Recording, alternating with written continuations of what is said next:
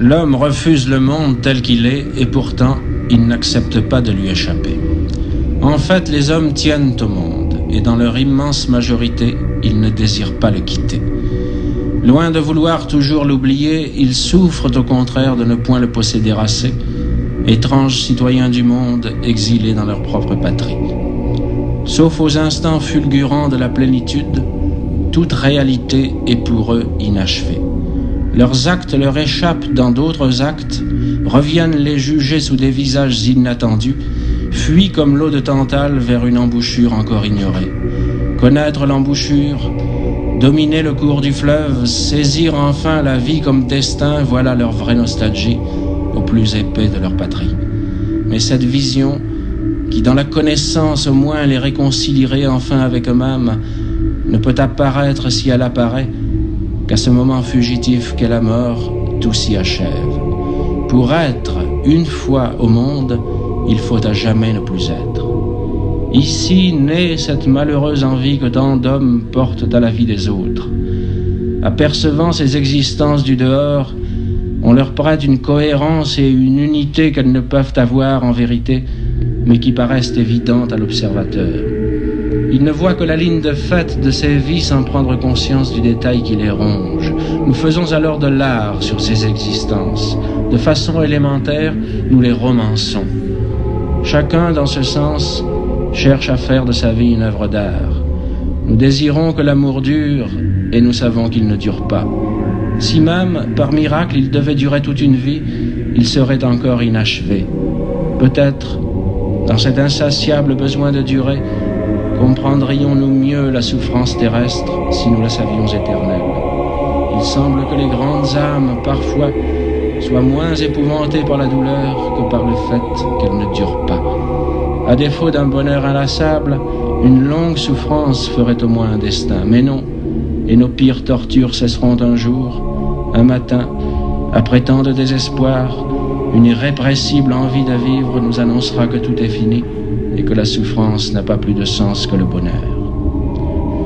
Le goût de la possession n'est qu'une autre forme du désir de durer. C'est lui qui fait le délire impuissant de l'amour. Aucun être, même le plus aimé et qui nous le rende le mieux, n'est jamais en notre possession.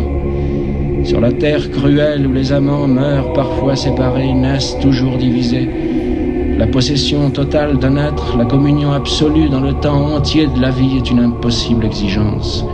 Le goût de la possession est à ce point insatiable qu'il peut survivre à l'amour même. Aimer, alors, c'est stériliser l'aimer. La honteuse souffrance de l'amant, désormais solitaire, n'est point tant de ne plus être aimé que de savoir que l'autre peut et doit aimer encore. À la limite, tout homme dévoré par le désir éperdu de durer et de posséder souhaite aux êtres qu'il a aimés la stérilité ou la mort. Ceci est la vraie révolte. Ceux qui n'ont pas exigé un jour au moins la virginité absolue des êtres et du monde, tremblaient de nostalgie et d'impuissance devant son impossibilité, ceux qui, alors sans cesse renvoyés à leur nostalgie d'absolu, ne se sont pas détruits à essayer d'aimer à mi-hauteur, ceux-là ne peuvent comprendre la réalité de la révolte et sa fureur de destruction. Mais les êtres s'échappent toujours, et nous leur échappons aussi. Ils sont sans contour ferme. La vie, de ce point de vue, est sans style. Elle n'est qu'un mouvement qui court après sa forme sans la trouver jamais. L'homme, ainsi déchiré, cherche en vain cette forme qui lui donnerait les limites entre lesquelles il serait roi, qu'une seule chose vivante est sa forme en ce monde, et il sera réconcilié. Il y a donc pour l'homme une action et une pensée possible au niveau moyen qui est le sien. Toute entreprise plus ambitieuse se révèle contradictoire. L'absolu ne s'atteint, ni surtout ne se crée à travers l'histoire. La politique n'est pas la religion, ou alors elle est inquisition. Comment la société définirait-elle un absolu ? Chacun peut-être cherche pour tous cet absolu.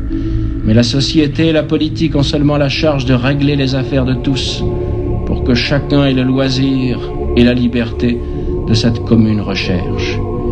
L'histoire ne peut plus être dressée alors en objet de culte, elle n'est qu'une occasion, il s'agit de rendre féconde par une révolte vigilante.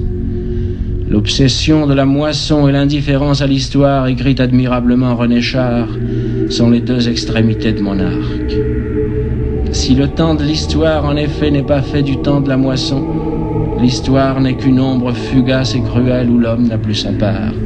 Qui se donne à cette histoire ne se donne à rien, et à son tour n'est rien. Mais qui se donne au temps de sa vie, à la maison qu'il défend, à la dignité des vivants, celui-là se donne à la terre et en reçoit la moisson qui ensemence et nourrit à nouveau. Pour finir, ceux-là font avancer l'histoire qui savent, au moment voulu, se révolter contre elle aussi. Cela suppose une interminable tension et la sérénité crispée dont parle le même poète. Mais la vraie vie est présente au cœur de ce déchirement.